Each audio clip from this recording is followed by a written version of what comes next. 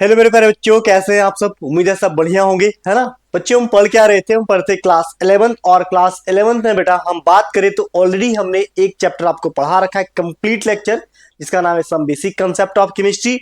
और उसके बाद हम सेकेंड चैप्टर अपना स्टार्ट कर चुके हैं, जिसका नाम है एटॉमिक स्ट्रक्चर या स्ट्रक्चर ऑफ एटम। जिसके अंदर हम बात करें आपको तो ऑलरेडी हमने एक लेक्चर आपको पढ़ा रखा था। आज के क्लास में हम पढ़ाने वाले हैं आपको लेक्चर नंबर 2, जिसमें हम लोग बात करेंगे डिस्कवरी ऑफ क्या, discovery of proton and neutron. इससे पहले हम डिस्कवरी ऑफ इलेक्ट्रॉन आपको पढ़ा रखे हैं। अगर आप नहीं पढ़े हैं तो बेटा उस लेक्चर को जा करके एक बार जरूर देखना। यहां पे हम जो पढ़ा रहे हैं zero to hero in chemistry, यानी केमिस्ट्री में आपको बिल्कुल कोई नॉलेज नहीं है, बिल्कुल आपको डर लगता है, तो आप बेखौफ मेरे साथ आप पढ़ सकते हैं। यहाँ पे जो हमारा पढ़ाने का जो पर्पस है, फ्यूचर में आपको जेई, नीट और बोर्ड, चाहे सीबीएसई हो, जैक बोर्ड हो, बिहार बोर्ड हो, यूपी बोर्ड हो, हम पूरे all state board of India, मतलब सारे state board of India, India के जितने भी स्टेट बोर्ड है, मैं सबको कवर करने के साथ साथ सीबीएसई को भी कवर करके पढ़ा रहा हूं, जो जेई नीट के लिए भी इंपॉर्टेंट होगा। यानी कि पूरा का पूरा फाउंडेशन से मैं पढ़ा रहा हूं, ठीक है। चलो, तो आप लोग नए तो प्लीज हमारे चैनल बर्नवाल केमिस्ट्री एजुकेशन को सब्सक्राइब करना और अपने दोस्तों के साथ शेयर करना बिल्कुल मत भूलना। चलिए आज के क्लास को शुरू करते हैं। आज के क्लास में हम लोग पढ़ने वाले डिस्कवरी ऑफ प्रोटॉन, या फिर प्रोटॉन का खोज कैसे हुआ, ठीक है। देखो, प्रोटॉन के खोज करने से पहले हम थोड़ा सा आपको प्रीवियस क्लास को एक बार याद कराना चाहते हैं। क्यों सर, क्यों याद कराना चाहते हैं प्रीवियस क्लास को? क्योंकि प्रीवियस क्लास हम पढ़ा चुके हैं, जहां पे आपको हमने डिस्कवरी ऑफ इलेक्ट्रॉन बता रखा था। थोड़ा सा रिकैप कर रहे थे लास्ट क्लास को, ठीक है। हाँ, देखो हमने आपको पढ़ाया था क्या, डिस्कवरी ऑफ इलेक्ट्रॉन। देखो, इलेक्ट्रॉन का खोज 1897 में जे जे थॉमसन के द्वारा किया गया, है ना। हाँ, कहां पे सर? सीआरटी ट्यूब के अंदर, कैथोड रे ट्यूब के अंदर। इलेक्ट्रॉन एक नेगेटिवली चार्ज पार्टिकल है, इसका मास ऑफ इलेक्ट्रॉन है 9.11 गुने 10 का पावर -31 केजी, और चार्ज ऑफ इलेक्ट्रॉन जो है वो कितना था सर? वो था हमारे पास 1.602 गुने 10 का पावर -19 कूलम। ये लास्ट क्लास में हम बता चुके हैं, इलेक्ट्रॉन एक नेगेटिवली चार्ज पार्टिकल है। कैसा सर? नेगेटिवली चार्ज पार्टिकल है। ये तीन बात हम पिछले क्लास में बहुत अच्छे से समझा चुके थे कि कैथोड रे मतलब एक सीआरटी ट्यूब, ग्लास ट्यूब लेते हैं, जिसके अंदर एक तरफ कैथोड प्लेट होता है, एक तरफ एनोड प्लेट होता है। दोनों तरफ हाई वोल्टेज करंट अप्लाई करते हैं, लगभग 10,000 वोल्ट लो एटमॉस्फेरिक प्रेशर पे। तो एक इनविजिबल रे कैथोड रे से निकलता है, जो एनोड की तरफ जाता है। कैथोड पे होता है नेगेटिव चार्ज, एनोड पे होता है पॉजिटिव चार्ज। तो कोई चीज अगर पॉजिटिव के तरफ बढ़ रहा है, यानी कि आने वाला चीज क्या होगा? एक नेगेटिव चार्ज पार्टिकल होगा या नेगेटिव रे होगा। उसी नेगेटिव चार्ज पार्टिकल या नेगेटिव रे को हमने बाद में नाम इलेक्ट्रॉन दिया। क्या नाम दिया सर? इलेक्ट्रॉन दिया। और ये बाद में बताया गया कि जितने भी तरह के तुम सब्सटेंस लो, जितने भी तरह के मेटल लो, जितने भी तरह का गैस, कोई भी सब्सटेंस लो, उसमें कहीं ना कहीं इलेक्ट्रॉन मौजूद होता है। और हमने लास्ट में बताया था कि electron is universal constituents of matter. मतलब कोई भी मैटर तुम उठाओ, कोई भी एटम उठाओ, कोई भी तरह का पदार्थ उठाओ, उसमें इलेक्ट्रॉन मौजूद होगा। एक यूनिवर्सल कंस्टिट्यूएंट पार्टिकल है कौन? इलेक्ट्रॉन। ये बात हम लास्ट क्लास में आपको समझाए थे, जिसमें ऑयल ड्रॉप एक्सपेरिमेंट और न्यूटन जे थॉमसन ने इसके मास और इसके चार्ज दोनों को एक्सपेरिमेंट के द्वारा क्या एकदम एग्जैक्ट बताया, क्या? चार्ज ऑफ इलेक्ट्रॉन और मास ऑफ इलेक्ट्रॉन, ठीक है। अब उसी सीआरटी ट्यूब में थोड़ा सा चेंज किया गया। देखो, एक बात जान लो, जहां पे नेगेटिव चीज है वहां पॉजिटिव चीज भी होगा, ये 100% है। अगर नेगेटिव है तो पॉजिटिव होगा, क्योंकि बैलेंस तो करना पड़ेगा। तो उसी सीआरटी ट्यूब को फिर से एनालाइज किया गया दूसरे साइंटिस्टों के द्वारा, उसी सीआरटी ट्यूब से, कि अगर कैथोड से कोई रे निकल करके एनोड की तरफ आ रहा है, तो क्या एनोड से भी कोई रे कैथोड की तरफ आ रहा है? आ सकता है। हाँ, तो बाद में कई सारे वैज्ञानिक ई गोल्डस्टीन, रदरफोर्ड, उनकी सारी टीम ने देखा कि एनोड से भी एक इनविजिबल रे कैथोड के तरफ आ रहा था। इस बार उन्होंने क्या किया कि कैथोड प्लेट में एक छोटा सा छेद कर दिया, होल कर दिया, ताकि एनोड से अगर कोई रे आ रहा होगा तो कैथोड को क्रॉस करेगा और पीछे फिर से जिंक सल्फाइड परत लगाया गया और देखा गया कि सेम वैसा ही घटना दिख रहा है, वैसा ही घटना दिख रहा है। उसका नाम क्या, कैनॉल रे, सॉरी उसका नाम क्या, एनोड रे पार्टिकल, या फिर उसका नाम प्रोटॉन पड़ गया। ठीक है, तो वही देखो क्या है सर डिस्कवरी ऑफ प्रोटॉन में कि मॉडिफिकेशन किसमें किया गया, सीआरटी ट्यूब के अंदर ही किया गया। बोलता है CRT is not evacuated and field with gas, CRT को इवैक्यूएट नहीं किया गया, उसमें थोड़ा सा मॉडिफिकेशन किया गया, क्या, फिल्ड विथ गैस, इसमें गैस भरा गया लो प्रेशर पे। बोलता hole was created in cathode, इस बार कहां पे होल किया गया, कैथोड में एक छोटा सा होल किया गया। पिछले बार एनोड में किया गया था, इस बार कैथोड में किया गया। ठीक है, zinc sulphide screen was placed behind the cathode, और पहले प्रोटॉन का खोज हुआ था तो क्या जिंक सल्फाइड का स्क्रीन एनोड के तरफ था, इस बार कैथोड के तरफ किया गया। ठीक है, चेक करने के लिए। तो देखो क्या क्या किया गया, देखो तो उसके बाद यहां पे बात करें देखो discovery of anode ray, anode रे हुआ कैसे, देखो ये वही ग्लास ट्यूब है, वही ग्लास ट्यूब है, बस ये तरफ एनोड है, पिछले बार एनोड तक की तरफ छेदा किया गया था, तब यहां पे कलर दिख रहा था। इस बार क्या किया गया, कैथोड की तरफ होल किया गया और हाई वोल्टेज करंट यहां पे अप्लाई किया गया। ठीक है, समझ रहे हैं, हाई वोल्टेज करंट अप्लाई किया गया तो देखा गया क्या कि यहां पे भी एक रे आ रहा है जो बाद में चमक रहा है, यानी कि इधर जो रे आ रहा है एनोड से कैथोड के तरफ, ठीक है, जो रे आ रहा है उसका नाम दिया गया क्या, बोलता है डिस्कवरी बाय गोल्डस्टीन। अब ये एनोड रे पार्टिकल के जो खोज किया था कौन थे, वो गोल्डस्टीन वैज्ञानिक थे। कौन, ई गोल्डस्टीन, क्या नाम था, ई गोल्डस्टीन।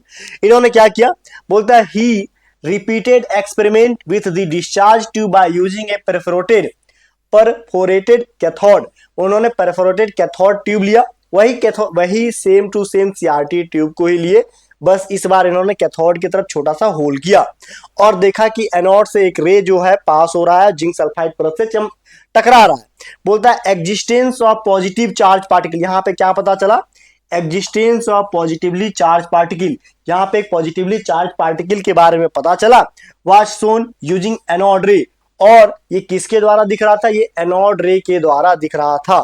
हुआ क्या, देखो बोलता है रेड ग्लो इज, यहां पे क्या हुआ, जिंक सल्फाइड का परत लगा गया, बोलता है red glow is due to anode particle, यहां पे जो लाल लाल कलर का जो चमक दिख रहा है, ठीक है, वो किसके द्वारा दिख रहा है, एनोड रे के कारण दिख रहा है।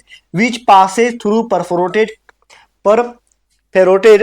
Cathode and strike the wall of the tube at the cathode side, बोलता है क्या कि इस वाल से टकरा रहा है, जिंक सल्फाइड के वाल से, और ये फिर से चमकना स्टार्ट हुआ। ठीक है, इस बार ये रेड कलर से चमका, किस कलर से सर, रेड कलर से, यानी कि कंफर्म हो गया कि एनोड से भी कोई रे आ रहा है जो कैथोड प्लेट से पास होकर के क्या यहाँ पे टकरा रहा है, और इस रे का नाम दिया गया क्या, कैथोड जो है नेगेटिव प्लेट है और ये जो है पॉजिटिव प्लेट है, ये नेगेटिव प्लेट की तरफ मूव कर रहा है, यानी कि जो आने वाला रे है वो कहीं ना कहीं पॉजिटिवली चार्ज पार्टिकल है, और इसी पॉजिटिवली चार्ज पार्टिकल का नाम क्या दिया गया सर, इसी पॉजिटिवली चार्ज पार्टिकल का नाम प्रोटॉन दिया गया। देखो क्या बोलता है कि green colour fluorescence observe due to cathode ray, cathode ray हो रहा था जब, यानी कि इलेक्ट्रॉन जो है अगर इधर कैथोड के तरफ आया था, ठीक है, एनोड की तरफ कैथोड से आया था तो ग्रीन कलर का दिख रहा था, लेकिन जब एनोड से कैथोड के तरफ आया तो यहां पे क्या रेड कलर दिख रहा है, क्या दिख रहा है सर, रेड कलर। देखो इधर आ रहा क्या दिख रहा है, red colour, the red colour fluorescence observe due to anode ray, anode ray के कारण इधर रेड कलर दिख रहा है और कैथोड रे के कारण इधर ग्रीन कलर दिख रहा है, समझ रहे हो। हाँ, तो इस एनोड रे को, एनोड रे से क्या पता चला, प्रोटॉन के बारे में, और इस कैथोड रे से क्या पता चला,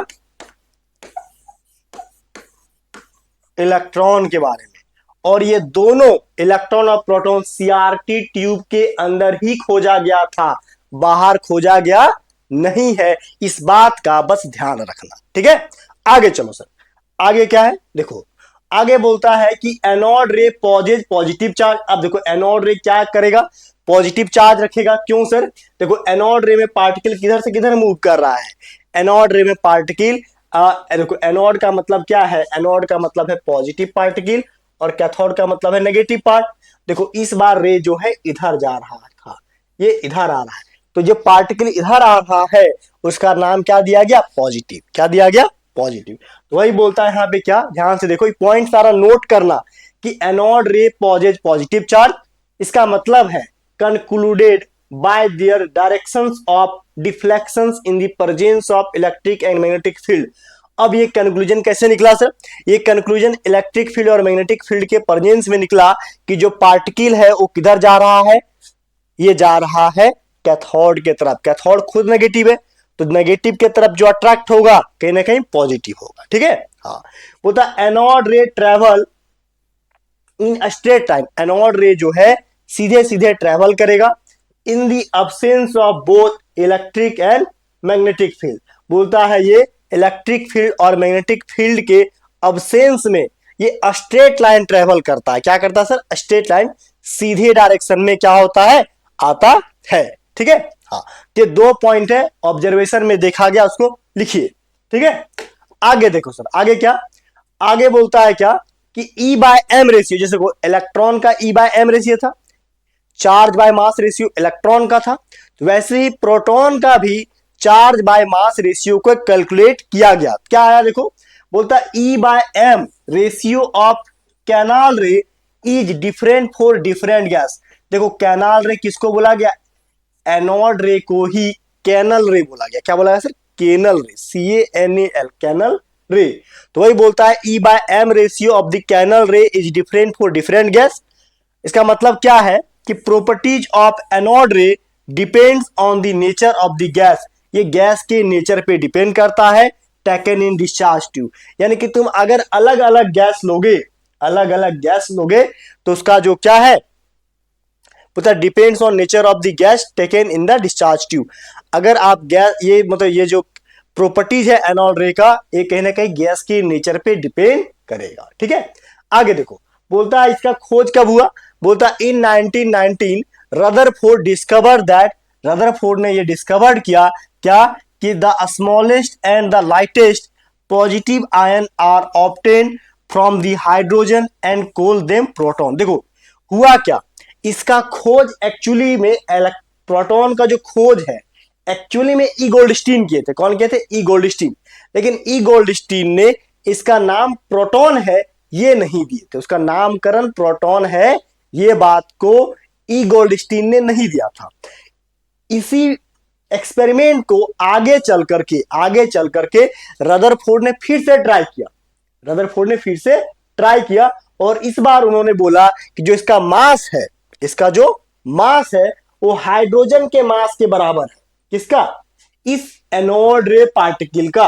और इस एनोड रे पार्टिकल का उन्होंने क्या बोला, इसका नाम प्रोटॉन बोला। क्या बोला, प्रोटॉन बोला। ठीक है, तो वही बोलता है कि 1919 में Rutherford discover the smallest and lightest positive ion are obtain from hydrogen, hydrogen से एक पॉजिटिव आयन को प्राप्त किए जिसका नाम उन्होंने प्रोटॉन दिया। और ये प्रोटॉन कहां पे, एनोड रे पार्टिकल के रूप में ही मिला था।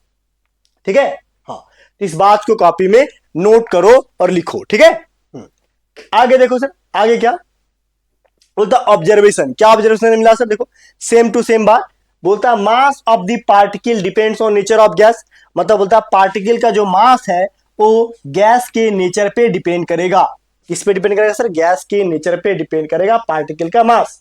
दूसरा क्या कि smallest and lightest positive ion क्या है, हाइड्रोजन, मतलब सबसे छोटा और सबसे हल्का पॉजिटिव आयन कोई है तो हाइड्रोजन है। और इसी हाइड्रोजन को हम प्रोटॉन कहते हैं। क्या कहते हैं सर, प्रोटॉन कहते हैं। ये 2 पॉइंट है, लिख लो इसको। ठीक है, डिस्कवरी ऑफ प्रोटॉन में।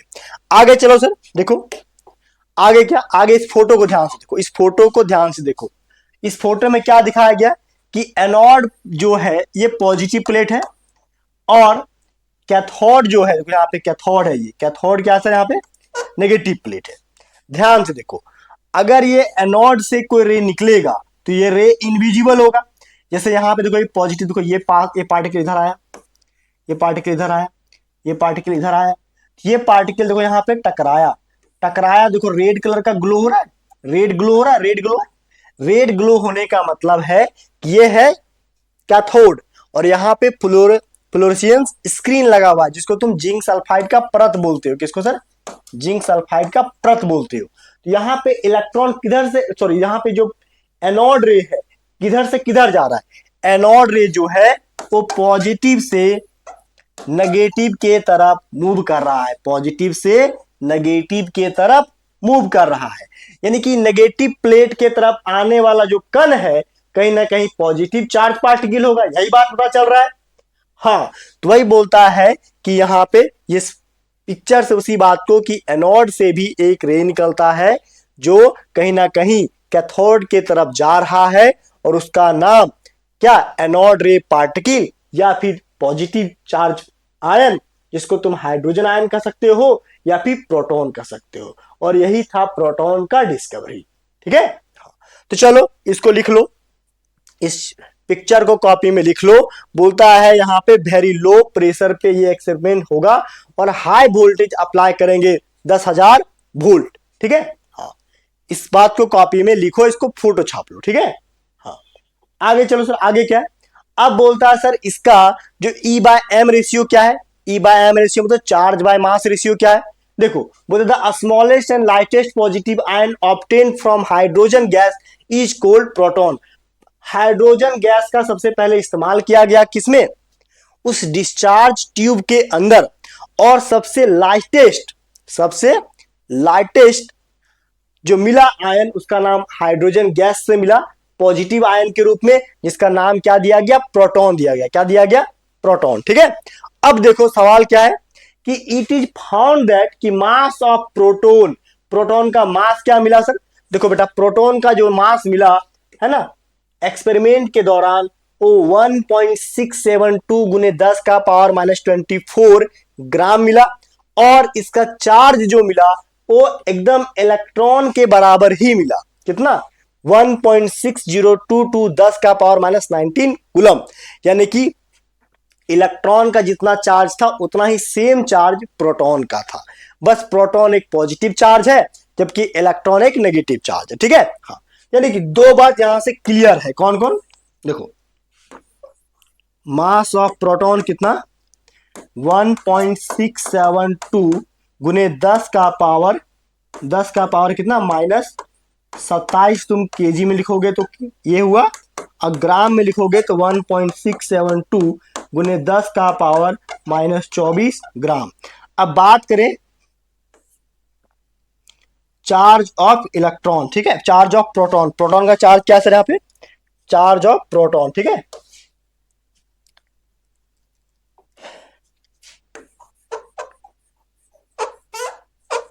चार्ज ऑफ प्रोटॉन कितना है सर? ये है हमारे पास 1.602 गुने 10 का पावर माइनस 19 कूलम। ठीक है, ये दोनों बात एक्सपेरिमेंट के द्वारा ही दिया गया है, जैसे प्रोटॉन और इलेक्ट्रॉन का दिया, जैसे इलेक्ट्रॉन का मास और चार्ज दिया गया था, सेम उसी तरीके से प्रोटॉन का मास और चार्ज भी डिफाइन किया गया। ठीक है, ये दो बात को यहां पे लिख लो। ठीक है, अब आगे चलो सर, आगे क्या? देखो ध्यान से, आगे बोलता है क्या? E by M ratio. E by M value क्या है सर? देखो, E बाय एम वैल्यू क्या? E मतलब चार्ज, तो चार्ज ऑफ प्रोटॉन कितना सर? 1.6022 10 का पावर माइनस 19 कूलम, और मास कितना? 1.672 गुने 10 का पावर माइनस 19 ग्राम। ये दोनों को भागा देंगे तो E बाय एम रेशियो कितना आया सर? देखो, E बाय एम रेशियो कितना है? 9.58 गुने 10 का पावर 4 कूलम पर ग्राम। अगर ग्राम में लिए हैं डेटा तो ग्राम में आएगा, अगर केजी में डेटा लेते तो केजी में आता। तो E बाय एम रेशियो जो है, ठीक है, प्रोटॉन का ये है, ठीक है, इसी को अगर केजी में लिखेंगे तो कितना है, 10⁻7 कूलम पर केजी।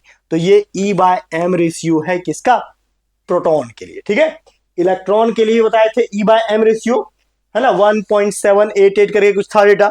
और ये हमारे पास किसका है, ये हमारे पास प्रोटॉन का, जिसको कॉपी में लिख लो। ठीक है, मेन चीज यहाँ पे E/m रेशियो एग्जाम में नहीं पूछेगा। एग्जाम में जो डेटा यूज होता है वो होता है इलेक्ट्रॉन का मास, जो होता है कितना, 1.672 गुणे 10⁻⁻24 ग्राम। ठीक है, तो मास ऑफ प्रोटॉन और चार्ज ऑफ प्रोटॉन, दो वैल्यू याद रखिएगा। ठीक है, E/m रेशियो जल्दी पूछता नहीं है। चलो आगे, आगे क्या, आगे है यहाँ पे एक और यूनिट होता है E/m रेशियो में। देखो चार्ज जो है ना, चार्ज देखो वन प्रोटॉन का जो चार्ज है उसका वैल्यू कितना सर, 1.602 गुणे 10⁻⁻19 कूलम। कूलम एक ऐसा यूनिट है, कूलम कैसा यूनिट है सर, एसआई यूनिट है। फिजिक्स में तुम लोग पढ़ा होगा कि अगर सीजीएस यूनिट लेते हैं तो कूलम के जगह पे हम चार्ज लिखते हैं ईएसयू में, इलेक्ट्रोस्टेट यूनिट में। तो 4.8 गुणे 10⁻⁻10 ईएसयू हो जाता है। ईएसयू क्या होता है सर, ईएसयू का पूरा नाम है इलेक्ट्रोस्टेट यूनिट। अब तुम्हारे मन में सवाल होगा सर ये क्यों लिखे, बेटा ये सीजीएस यूनिट है। क्या है सर, सीजीएस यूनिट। जैसे अगर हम बात करें 1 मीटर, 1 मीटर क्या है, ऐसा यूनिट। अब 1 मीटर बराबर कोई लिखेगा 1 सेंटीमीटर, तो 100 सेंटीमीटर, तो 100 सेंटीमीटर क्या, सीजीएस यूनिट। वैसे ही क्या, चार्ज, अगर 1 मोल प्रोटॉन का चार्ज बोले, 1 प्रोटॉन का चार्ज बोले 1.602 गुणे 10⁻⁹ कूलम। वही अगर बोले क्या कि इसका सीजीएस यूनिट बता दो, है ना, प्रोटॉन के चार्ज का सीजीएस में यूनिट बताओ, तो 4.8 गुणे 10⁻10 ईएसयू। ठीक है, तो ये एक सीजीएस, ये कैसा यूनिट है सर, ये एक सीजीएस यूनिट है और ये ऐसा यूनिट। ठीक है, तो वही बात यहाँ पे ये आया है, तो कंफ्यूज मत होना। ठीक है, हाँ चलो इस डेटा को भी कॉपी में नोट कर लो, लिख लो। ठीक है, जो जो डेटा बोल रहे लिखने के लिए कॉपी में लिखना, इससे कई सारे सवाल आएंगे, क्वेश्चन आएंगे, बनाने में काम आएगा। चाहे तुम बोर्ड में क्वेश्चन आए, चाहे तुम्हारा जेई में आया, जेई एडवांस में आए। ठीक है, चलो आगे बढ़े, आगे चलो सर, आगे क्या है, अब आता है डिस्कवरी ऑफ प्रोटॉन, खत्म होता। अब आता तीसरा, डिस्कवरी ऑफ न्यूट्रॉन।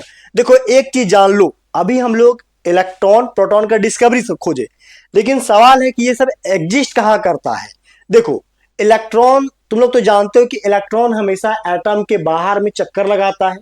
न्यूट्रॉन और प्रोटॉन जो होते हैं वो हमेशा एटम के अंदर उसके न्यूक्लियस में होते हैं। ठीक है, तभी हम इलेक्ट्रॉन प्रोटॉन न्यूट्रॉन का डिस्कवरी खोज रहे हैं, समझ रहे हैं। चलो तीसरा समझो पहले, डिस्कवरी ऑफ न्यूट्रॉन। न्यूट्रॉन का डिस्कवरी का क्या कहानी है सर, देखो न्यूट्रॉन का जो डिस्कवरी है वो जेम्स चैडविक ने किया। किसने किया सर, जेम्स चैडविक नाम के वैज्ञानिक ने किया है। क्या किया था सर इन्होंने, बोलता है name the electrically neutral particle emitted as a neutron.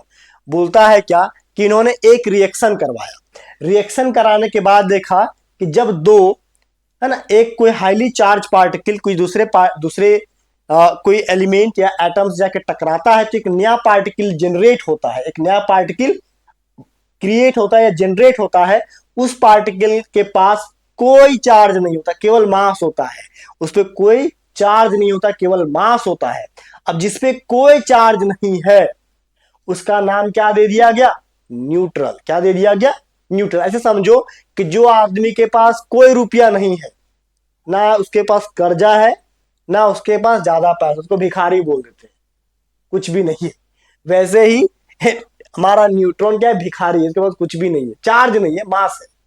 बात समझे, हाँ। तो समझो आगे क्या बोलता है सर, कि मास of neutron is slightly greater than that of proton. बोलता अगर न्यूट्रॉन का मास तुम बात करोगे ना तो प्रोटॉन से थोड़ा सा ज्यादा है, या प्रोटॉन के आसपास ही बोल सकते हो, प्रोटॉन से थोड़ा सा ज्यादा या उसके आसपास ही है। लेकिन उस पे जो मास बोलोगे, उस पे मास सॉरी चार्ज बोलोगे न्यूट्रॉन पे, तो क्या है वो न्यूट्रल है, उस पे कोई चार्ज नहीं है। किस पे, न्यूट्रॉन पे। ठीक है। हाँ, दूसरा बात क्या, डिस्कवर्ड न्यूट्रॉन, न्यूट्रॉन का जो है खोज 1932 में हुआ। यानी कि याद करो, इलेक्ट्रॉन का खोज बात करें, इलेक्ट्रॉन का खोज कब हुआ सर, 1897 में। प्रोटॉन का खोज कब हुआ सर, इसका खोज हुआ 1919 में। और न्यूट्रॉन का खोज बात करें तो 1932 में। मतलब सबसे पहले इलेक्ट्रॉन मिला, फिर प्रोटॉन मिला, फिर न्यूट्रॉन मिला। लेकिन कोई कोई बच्चा अगर ज्यादा डेप्थ में अगर इलेक्ट्रॉन प्रोटॉन का हिस्ट्री पढ़ता है ना, तो सबसे पहले कोई पार्टिकल मिला है तो प्रोटॉन मिला है। कौन मिला है, प्रोटॉन। लेकिन प्रोटॉन का जब खोज हुआ था, ई गोल्डस्टीन ने ये एक्सपेरिमेंट जब किया था ना, तब उनको पता ही नहीं था कि ये प्रोटॉन नाम का कोई पार्टिकल होगा। बस उन्होंने एक्सपेरिमेंट करके बता दिया था कि एक एनोड रे पार्टिकल होता है, लेकिन उन्होंने इसमें प्रोटॉन है कि नहीं इस बारे में नहीं बताया था। लेकिन जब इलेक्ट्रॉन का खोज हुआ तो बाद में रदरफोर्ड ने उसी एक्सपेरिमेंट को दोहराया और उसी एक्सपेरिमेंट में एक खोज के बताया था। याद रखना। तो ये बात समझने के लिए तुमको बहुत डेप्थ में किताबें पढ़नी पड़ेगी, बहुत अलग अलग किताब पढ़ना पड़ेगा। दिनेश का पढ़ो, या फिर प्रदीप का पढ़ो, या फिर बहुत सारा एटॉमिक रिसर्च पे जो बुक है वहां पढ़ोगे तब पता चलेगा। ठीक है, विकिपीडिया पे पढ़ो, वहां पे भी मिलेगा। देखो, विज्ञान में रुचि रखते हो तो चीजों को पढ़ो, क्योंकि ये तुम्हें सोचने का तरीका और ज्यादा मजबूत कर देगा। ठीक है, चलो नेक्स्ट। अब सवाल है सर, न्यूट्रॉन का खोज कैसे हुआ। अभी हमने कहा कि जब हम कुछ चीज को ऐसे देखो, जो क्या, ये एक पेपर है, ठीक है, यहां से गोली चलाओ, ठीक है, यहां से गोली चलाओ, गोली चलाओगे तो क्या होगा, और ये एक इस पेपर का कुछ हिस्सा देखो, गोली यहां से निकलेगा जाकर के छेदा करके, तो पेपर का कुछ टुकड़ा इधर गया, कुछ टुकड़ा इधर गया, एक आध टुकड़ा इधर चला जाएगा। समझ रहे हो। तो वैसा ही कुछ कहां नहीं हुआ कि बोम्बार्डमेंट कराया गया अल्फा पार्टिकल से ब्रेलियम पे, तो क्या हुआ कि एक नया एलिमेंट तो बना, साथ में एक ऐसा चीज भी निकला जिसमें मास तो था लेकिन कोई तरह का चार्ज उस पर नहीं था, और उसी पार्टिकल का नाम क्या दिया गया, न्यूट्रॉन। तो वही बोलता है कि bombarded A thin seat of ब्रेलियम, ब्रेलियम का एक पतला सा सीट लिया गया, ठीक है, उस पे अल्फा पार्टिकल। अब ये अल्फा पार्टिकल क्या चीज है, अल्फा पार्टिकल जो होता है उसका नाम है हीलियम। क्या नाम है, हीलियम। ठीक है, दो हीलियम, चार, इसमें दो पॉजिटिव चार्ज। ठीक है, अल्फा पार्टिकल को बोले तो क्या होगा सर, हीलियम। हीलियम से स्ट्राइक किया गया ब्रेलियम के फॉइल पे। ब्रेलियम क्या है, अरे जैसे गोल्ड एक धातु मेटल है, गोल्ड का सीट तुम लोग देखे हो, गोल्ड पतला सा गोल्ड होता है ना, सबके घर में गोल्ड होता है। सिल्वर का पतला सा फॉइल होता है, पतला सा सीट, वैसे ब्रेलियम धातु का पतला सा फॉइल लिया गया, उस पर अल्फा पार्टिकल से स्ट्राइक किया गया। ठीक है, हाँ, अल्फा पार्टिकल से स्ट्राइक किया गया तो एक नया पार्टिकल निकला जिसका नाम क्या था, न्यूट्रॉन। देखो इस एक्सपेरिमेंट को कैसे बनाया गया था, ये एक पूरा का पूरा चैम्बर है। क्या, एक पूरा का पूरा चैम्बर है। ठीक है, इस चैम्बर में क्या है, देखो यहाँ पे अल्फा पार्टिकल रखा गया था। अभी अल्फा पार्टिकल निकलता किसमें है, सवाल तुम्हारा होगा कि अल्फा पार्टिकल से निकलता किसमें। देखो, कोई रेडियो एक्टिव सब्सटेंस लेंगे, रेडियो एक्टिव सब्सटेंस लेंगे, जैसे यूरेनियम, प्लूटोनियम। तो अब रेडियो एक्टिव सब्सटेंस जब इमिट करता है तो तीन तरह का पार्टिकल निकालता है, अल्फा पार्टिकल, बीटा पार्टिकल और एक गामा। अल्फा पार्टिकल जो होता है वो हीलियम होता है, बीटा पार्टिकल जो होता है वो प्रोटॉन होता है या पॉजिट्रॉन होता है, और गामा पार्टिकल जो होता है एक तरह का रेडिएशन होता है। ठीक है, तो जब हम लोग कोई रेडियो एक्टिव सब्सटेंस लेते हैं, क्या लेते हैं सर, देखो आप लिख दे रहे हैं, रेडियो एक्टिव कोई एलिमेंट लेंगे, क्या लेंगे, एलिमेंट्स लेंगे। ठीक है, ये तीन तरह के पार्टिकल को इमिट करेगा। कौन कौन, पहला अल्फा पार्टिकल, दूसरा क्या, बीटा पार्टिकल, और तीसरा क्या, गामा पार्टिकल। ठीक है, ठीक है, अल्फा बीटा गामा पार्टिकल। ठीक है, अल्फा पार्टिकल जो होता है ये हीलियम होता है, दो हीलियम, चार पे दो पॉजिटिव चार्ज। बीटा पार्टिकल जो होता है एक तरह से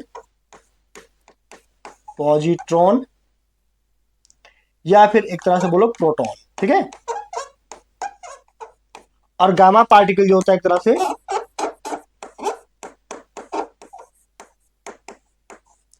रेडिएशन, क्या होता है, रेडिएशन होता है, क्लियर है। तो रेडियो एक्टिव सब्सटेंस तीन अलग अलग पार्टिकल को निकालते हैं। तो यहाँ पे एक रेडियो एक्टिव सब्सटेंस लेंगे। अब रेडियो एक्टिव सब्सटेंस जो है यहाँ पे देखो ये बेरिलियम फॉइल, क्या है सर, यहाँ पे एक देखो ये प्लेट दिख रहा है, प्लेट, ये प्लेट है बेरिलियम का पतला सा फॉइल। इस फॉइल पे जैसे ही अल्फा पार्टिकल पास हुआ, जब अल्फा पार्टिकल पास होने से एक नया पार्टिकल यहाँ पे बना, पैराफिन वैक्स है, यहाँ पे एक नया पार्टिकल यहाँ पे जनरेट हुआ है जिसका नाम क्या है, देखो 2 हीलियम 4 स्ट्राइक किया बेरिलियम पे, इसका atomic number 4, atomic mass number 9। यहाँ पे हीलियम का atomic number 2, atomic mass number 4। तो जब ये स्ट्राइक करेगा तो एक नया पार्टिकल जनरेट हुआ, देखो यहाँ पे इसका मास जुड़ करके हो गया क्या, एटॉमिक नंबर 6, 6 कार्बन 12, ये किस में कन्वर्ट हो गया सर, 6 कार्बन 12 में। और कुछ ग्रीन कलर का छोटे छोटे पार्टिकल यहाँ पे जनरेट हुआ है।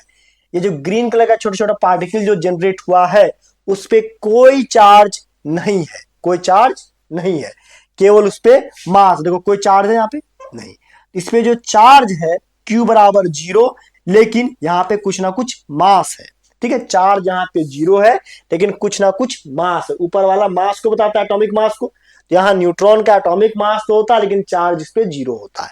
तो वही बोलता है detector and counter for protons, यहाँ पे इसको डिटेक्ट किया गया और जो प्रोटॉन निकला, ठीक है, उसको डिटेक्ट किया गया। क्लियर है, बात समझ रहे हैं, हाँ। तो ये हमारे पास क्या, एक्सपेरिमेंट चेंबर, जैसे इलेक्ट्रॉन प्रोटॉन का एक्सपेरिमेंट चेंबर पीछे दिखाए थे, इलेक्ट्रॉन प्रोटॉन का CRT ट्यूब, तो वैसे ही ये क्या, न्यूट्रॉन का एक्सपेरिमेंट, ठीक है, हाँ। तो इसको कॉपी में तुम छाप सकते हो तो अच्छी बात, नहीं छाप सकते तो इसको समझो, क्योंकि डिजाइन थोड़ा ज्यादा हो रहा है ना, हाँ। तो इसको ऐसे छोड़ दो, ठीक है। छाप ले तो अच्छी बात, नहीं छापे तो कोई दिक्कत नहीं। देखो इस पेज को लिखो, देखो एक्चुअल में चीजें क्या हुआ। देखो अभी हम क्या बोले थे कि यहाँ पे लिया गया रेडियो एक्टिव एलिमेंट। अब रेडियो एक्टिव एलिमेंट कौन कौन, जैसे यूरेनियम हो गया, प्लूटोनियम हो गया, ठीक है, नेपच्यूनियम हो गया, जितने भी रेडियो एक्टिव एलिमेंट है उसमें से कोई भी एक लेंगे। रेडियो एक्टिव एलिमेंट हम बताए 3 तरह का पार्टिकल निकालता है, अल्फा बीटा गामा। तो हमको अल्फा पार्टिकल चाहिए क्योंकि अल्फा पार्टिकल ही क्या, हीलियम देता है। तो अल्फा पार्टिकल से देखो ये बेरिलियम का पतला सा सीट है, इस पे स्ट्राइक किया गया, स्ट्राइक किया तो क्या हुआ सर, यहाँ पे एक कन्वर्ट हुआ क्या, 6 कार्बन 12 में, 6 कार्बन 12 में। साथ ही साथ एक और पार्टिकल निकला जो क्या था, न्यूट्रॉन, क्या था, न्यूट्रॉन। ये न्यूट्रॉन क्या है, न्यूट्रॉन एक तरह का न्यूट्रल पार्टिकल है जिसके ऊपर कोई चार्ज नहीं, ना है पॉजिटिव चार्ज ना ही नेगेटिव चार्ज। और इसी का खोज किसने किया, चैडविक ने, क्या किसने किया, चैडविक ने, और इसी का नाम किया क्या, न्यूट्रॉन। तो न्यूट्रॉन एक न्यूट्रल पार्टिकल है जिसपे बेटा कोई चार्ज नहीं है। इलेक्ट्रॉन पे नेगेटिव चार्ज, प्रोटॉन पे पॉजिटिव चार्ज, न्यूट्रॉन पे नो चार्ज, न्यूट्रॉन पे कोई चार्ज होता नहीं है। तो इस बात को दिमाग में रखना, इसको कॉपी में लिख लो, इसको कॉपी में छाप लो, ये छाप सकते हो, ठीक है। देखो मैं जिसको छापने बोल रहा हूं कॉपी में छापना, क्योंकि नोट्स बनाना बेटा बहुत कंपलसरी। मेरी क्लास में अगर तुम नोट्स नहीं बनाते हो ना तो बड़ी दिक्कत वाली बात है। मैं पूरा डिटेल में चीजें पढ़ा रहा हूं, पूरे साल भर का चीजें पढ़ा रहा हूं, ताकि तुम बोर्ड, जेई, नीट, दुनिया का कोई भी एग्जाम दो 12th बेसिस वाला, तुम्हारा सब कुछ क्रैक कर लोगे अगर ध्यान से एक बार पढ़ लोगे तो, ठीक है। चलो आगे बढ़ते हैं। देखो आगे आगे क्या सर, उसी रिएक्शन, अब देखो इस रिएक्शन को कॉपी में लिखना, इस देखो सेम वही बात है लेकिन इस रिएक्शन को कॉपी में लिखना, ठीक है। देखो क्या है सर, यहाँ पे ये बेरिलियम अल्फा पार्टिकल यहाँ पे रिएक्ट किया, क्या बना सर, यहाँ पे 6 कार्बन 12 और एक न्यूट्रॉन पार्टिकल लिखा, इसका नाम क्या, न्यूट्रॉन। ये रिएक्शन बेरिलियम के साथ भी कराया गया, यही सेम रिएक्शन एल्युमिनियम के साथ भी कराया गया।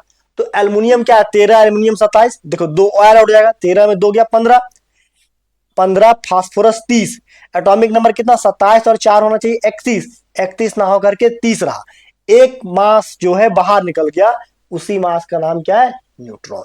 यहां पे देखो 9 4 13 होना चाहिए लेकिन यहाँ पे रहा 12, जो एक निकला उसका नाम क्या है, न्यूट्रॉन, ठीक है, हाँ। तो रिएक्शन करने के बाद ही ये निकलता है, ठीक है, बात समझ रहे हैं, हाँ। तो ये दोनों रिएक्शन इंपॉर्टेंट है, कॉपी में लिख लो, ठीक है, हाँ।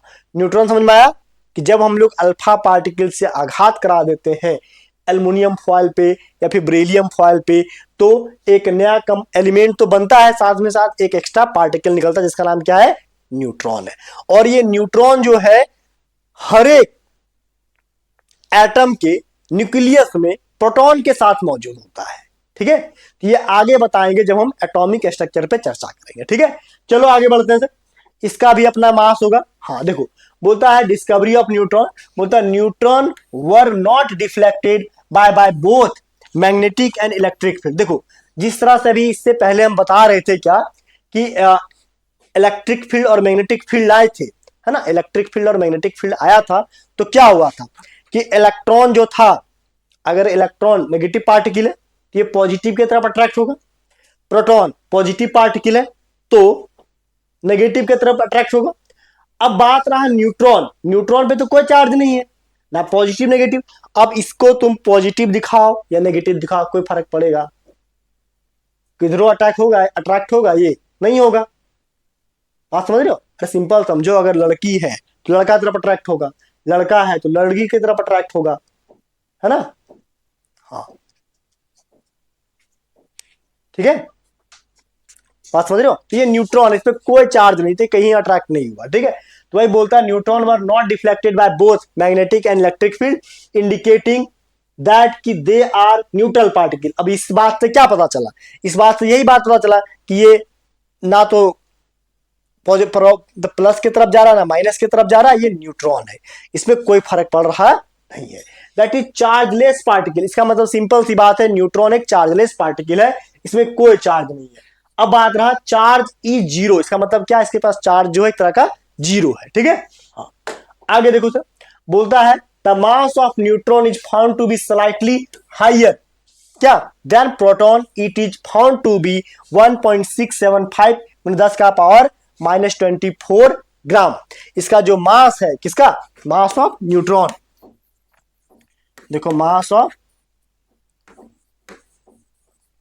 न्यूट्रॉन क्या है सर यहाँ पे, इसका जो न्यूट्रॉन का जो मास निकाला गया जेम्स चैडविक के द्वारा 1.675 गुने 10 का पावर कितना, -27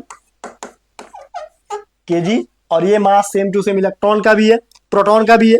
ठीक है, समझ रहे हो? हाँ, या फिर ग्राम में लिखेंगे तो 1.675 गुने 10 का पावर -24 ग्राम। ठीक है, बात करें E बाय एम वैल्यू क्या हो सकता है, देखो अरे बेटा E बाय एम वैल्यू का बात करें, E मतलब चार्ज, तो न्यूट्रॉन पे क्या चार्ज है, जीरो। अब तुम जीरो को किसी से भागा दे दो, कितनों मास से भागा दे दो, जीरो को तुम किसी से भागा दो, जीरो ही आएगा। वैल्यू कितना आया यहाँ पे, जीरो। तो मतलब E बाय एम रेशियो जो है न्यूट्रॉन का, है ना, चार्ज बाय मास रेशियो जो है न्यूट्रॉन का, वो जीरो है। वो क्या है, जीरो है, कुछ भी नहीं है। ठीक है, चलो ये 3 पॉइंट यहाँ पे जो इंपॉर्टेंट, इसको लिख लो। ठीक है, उधर वाला लिखो, बाकी ये तो मैं समझाने के लिए यूज कर रहा हूं। ठीक है, लिख लिया ये।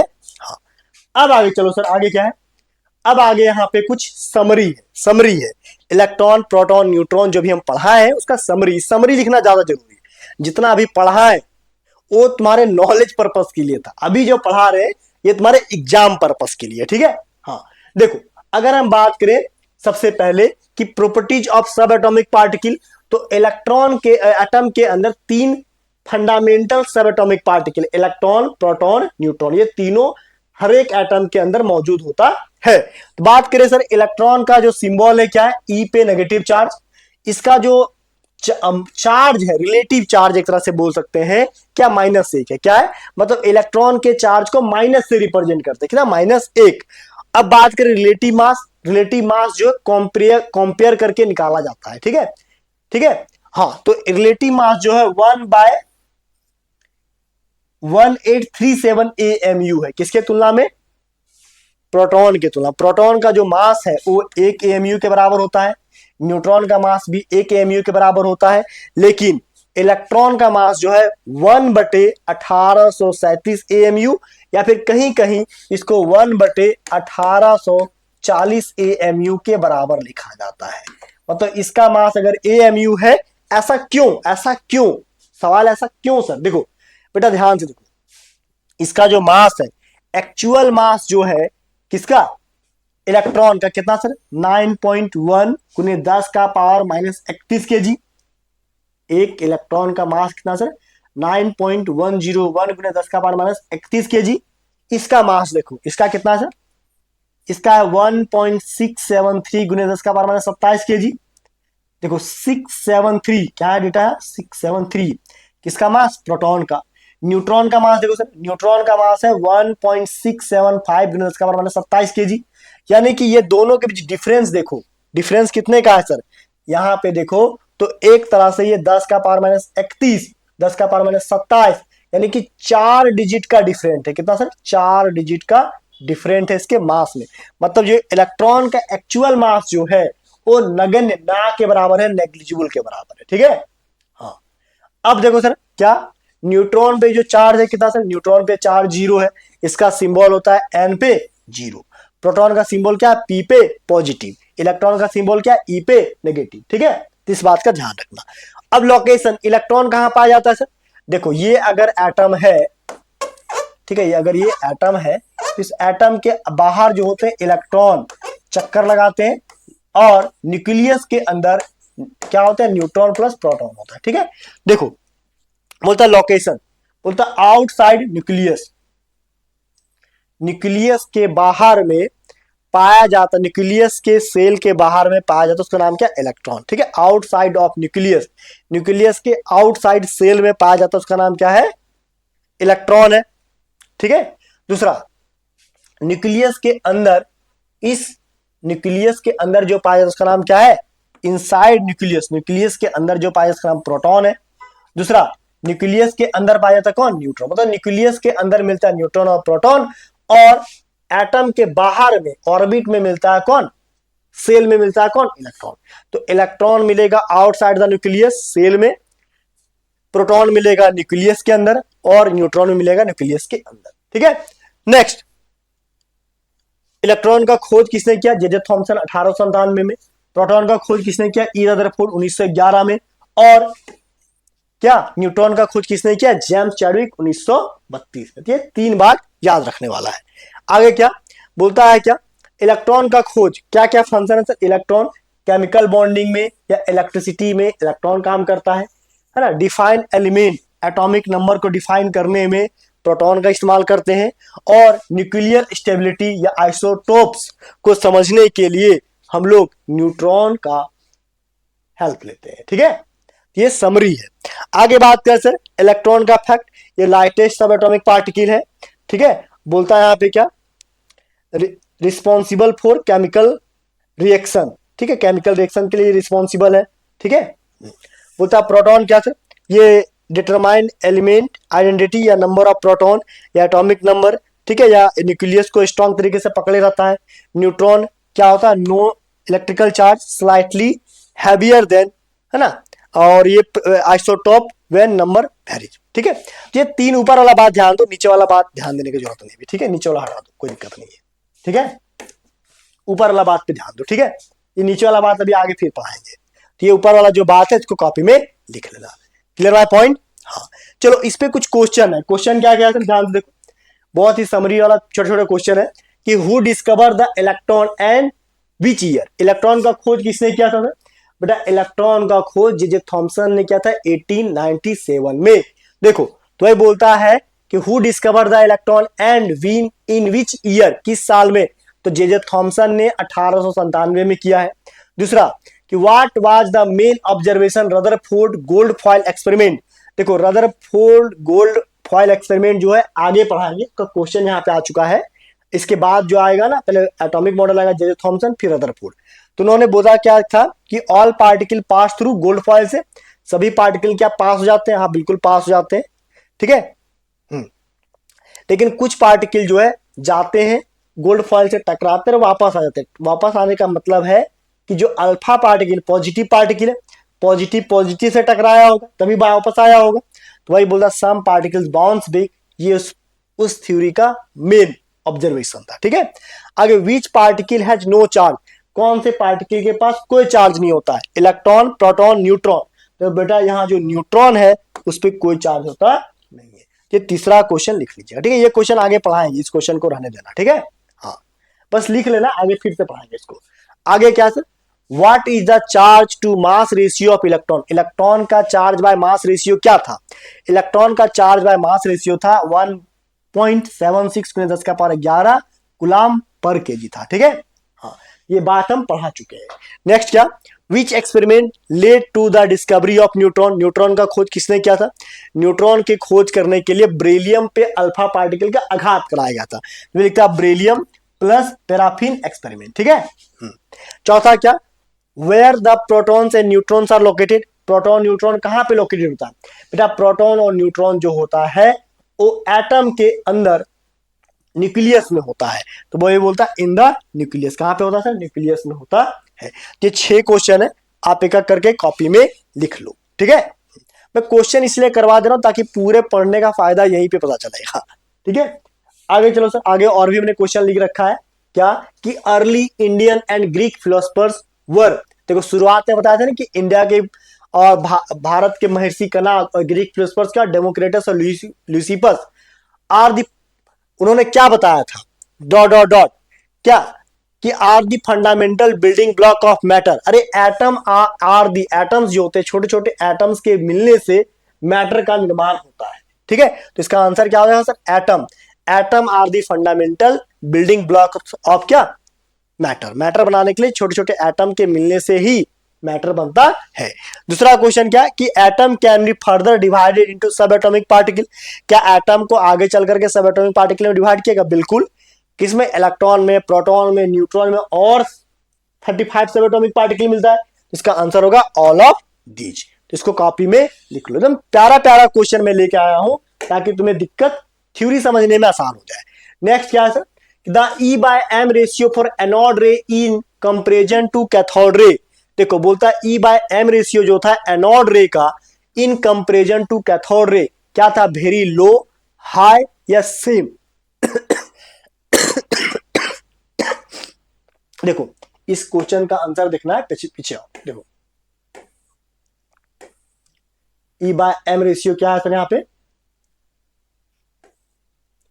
देखो इसका E/M रेशियो क्या है 1.98, देखो ध्यान से E/M रेशियो प्रोटॉन कितना है सर 9.58 × 10⁻7 कूलम पर केजी, कितना सर 9.58 × 10⁻7 कूलम पर केजी है, ठीक है इसका।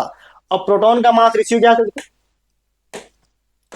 अब प्रोटॉन का जो मास, सॉरी इलेक्ट्रॉन का जो मास रेशियो है वो कितना है 1.76 × 10⁻11 कूलम पर केजी, यानी कि ये वैल्यू काफी बड़ा है, इलेक्ट्रॉन का मास रेशियो, चार्ज या मास रेशियो का वैल्यू काफी बड़ा है, 10⁻11 कूलम पर केजी और वो 7 है, वो कितना दिया 7 और ये दिया हुआ 11, तो 10⁻11 ज्यादा बड़ा नंबर है। तो वही क्वेश्चन जो पूछ रहा है यहाँ पे क्या, देखो क्वेश्चन पूछ रहा है क्या, the E/M ratio of anode ray in comparison to cathode ray, cathode ray के तुलना में एनोड रे जो है वो क्या है, वेरी लो है, क्या वेरी लो है, ठीक है। बोलता मास of neutron is about, neutron का मास क्या है, न्यूट्रॉन का मास जो है वो 18 एज कंपेयर टू इलेक्ट्रॉन, देखो हम बात करें रिलेटिव मास, देखो प्रोटॉन का था क्या था 1 AMU था,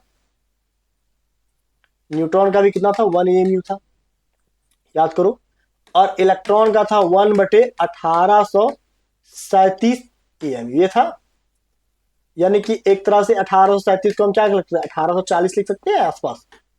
तो बोल रहा है कितने के बराबर, बोलता है mass of neutron is about 1840 times क्या ज्यादा है इलेक्ट्रॉन, इसका आंसर क्या होगा 1840, ठीक है। इसको आंसर मान लो, टिक कर लो, ठीक है।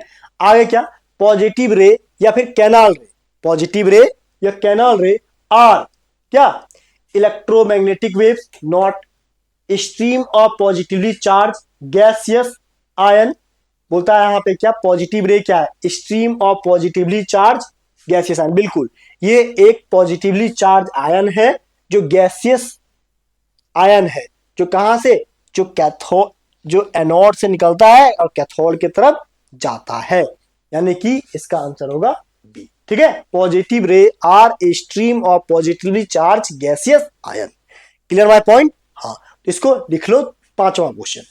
अगला क्वेश्चन क्या सर, बोलता है electrical discharge through the gas could be observe only. जो इलेक्ट्रिकल डिस्चार्ज ट्यूब ना सीआरटी ट्यूब में कब होता है, उसके अंदर प्रेशर बहुत लो होता है, तो very low pressure and very low voltage, नहीं वोल्टेज लो नहीं होता बेटा, वोल्टेज हाई होता है। Very high pressure high voltage, ये भी गलत है। Very high pressure very low voltage, बिल्कुल गलत है। Very low pressure and high voltage, है ना, प्रेशर कितना था याद करो, हम बताए थे कि 1 mm टू क्या 1 mm टू 0.1 mm के बीच होना चाहिए, ठीक है। और वोल्टेज जो है बेटा 10,000 वोल्ट करंट होना चाहिए था। तो प्रेशर बहुत लो होता है लेकिन वोल्टेज बहुत हाई होता है, ठीक है। आगे बोलता है oil drop experiment. Oil drop experiment कौन दिया था, आर ए मिलिकन, इसका आंसर होगा आर ए मिलिकन, ठीक है। The smallest and lightest positive ion obtain from hydrogen was called. Hydrogen gas के द्वारा जो लाइटेस्ट पॉजिटिव आयन प्राप्त किया गया था उसका नाम क्या दिया गया, प्रोटॉन। क्या नाम दिया गया सर, प्रोटॉन, ठीक है। तो इस पॉइंट को भी, इस क्वेश्चन नंबर 8 को भी कॉपी में लिख लो, ठीक है। अगला क्वेश्चन क्या sir, cathode ray travel. Cathode ray कैसे ट्रेवल करता है बेटा, कैथोड रे जो है वो कैथोड से निकल करके एनोड प्लेट तरफ आता है, नेगेटिव प्लेट से पॉजिटिव प्लेट एनोड के तरफ आता है, कौन, कैथोड रे। तो वही बात यहां पे पता चल रहा है, क्या बोल रहा है, क्या कि from negative electrode cathode to positive electrode, या फ्रॉम नेगेटिव इलेक्ट्रोड एनोड। देखो cathode ray travel, cathode ray कैसे बनता था, देखो हम छाप दे रहे हैं, देखो ध्यान से देखो, अगर ये क्या है, ये है नेगेटिव, इसका नाम है कैथोड, ठीक है। और ये क्या है, एनोड, ठीक है। ये पॉजिटिव, ठीक है। यहां पे हाई वोल्टेज करंट अप्लाई कर दो, देखो इधर से रे जाता है, यहां होल रहेगा जिससे पास हो जाएगा, ठीक है। तो ये इनविजिबल रे किधर से किधर जा रहा है, from negative electrode cathode to positive electrode anode, ठीक है। मतलब कैथोड से निकल करके एनोड की तरफ जाएगा, इसी को बोलेंगे कैथोड रे, ठीक है। हाँ, आगे क्या बोल रहा है, mass of electron is equal to, electron का मास कितना हो सर, 9.1 गुने 10 का पावर -31 kg, तो 9.1094, ठीक है। इसको लिख लो, क्लियर माय पॉइंट। ये सारे क्वेश्चन थे, ये क्वेश्चन यहां तक लिख लो। अब एक और क्वेश्चन हमने लिया आपके लिए बहुत ही प्यारा सा, जिसका नाम है यहाँ पे क्या, ये एनसीईआरटी बुक का क्वेश्चन है, किसका है, एनसीईआरटी बुक का क्वेश्चन है। ये बहुत ही प्यारा सा क्वेश्चन है, ध्यान से देना, तुरंत तुरंत बन जाएगा, ठीक है। बोलता है कि calculate the number of electrons which will together with 1 ग्राम। बोलता है calculate the number of electron, number of electron कितना होगा, will together with 1 gram. 1 gram substance में, कोई भी 1 ग्राम कोई सब्सटेंस दिया है तो उसके अंदर इलेक्ट्रॉन की मात्रा कितनी होगी, ये पूछा है। देखो हम लोग सबसे पहले इस क्वेश्चन को सॉल्व करते, ये एनसीईआरटी बुक का क्वेश्चन है, तो आप लोग इसको एनसीईआरटी बुक से देख लीजिएगा मिला के, ठीक है। देखो मैं हर बार कहता हूं कि आप मेरे साथ एनसीईआरटी बुक लेकर के बैठो, ठीक है। चलो क्वेश्चन लेते हैं यहाँ पे, मास ऑफ 1 इलेक्ट्रॉन कितना होता है, देखो मास ऑफ 1 इलेक्ट्रॉन के बराबर कितना है, 9.01 गुने 10 का पावर कितना -31 kg है। तो 1 इलेक्ट्रॉन का मास इतना kg। अब 1 ग्राम का पूछा हुआ है तो यहां पे लिखेंगे 1 ग्राम। 1 ग्राम का अर्थात कितना हुआ, 1 ग्राम को लिख सकते हैं 10 का पावर -3 kg, है ना। तो मास ऑफ इलेक्ट्रॉन इन 1 ग्राम, देखो यहां पे नंबर ऑफ इलेक्ट्रॉन इन 1 ग्राम बराबर कितना होगा, ये केजी में इसको भागा देना पड़ेगा, 1 ग्राम बराबर इतना केजी, तो इसको इससे क्या भागा देंगे, कितना, देखो यहाँ पे 10 का पावर -3 को भागा देंगे कितना से, देखो इसको ऐसे लिखो, क्या देखो ध्यान से देखो, क्या नंबर ऑफ इलेक्ट्रॉन इन 1 ग्राम बराबर क्या होता है यहाँ पे 1 बटा कितना 9.01 गुने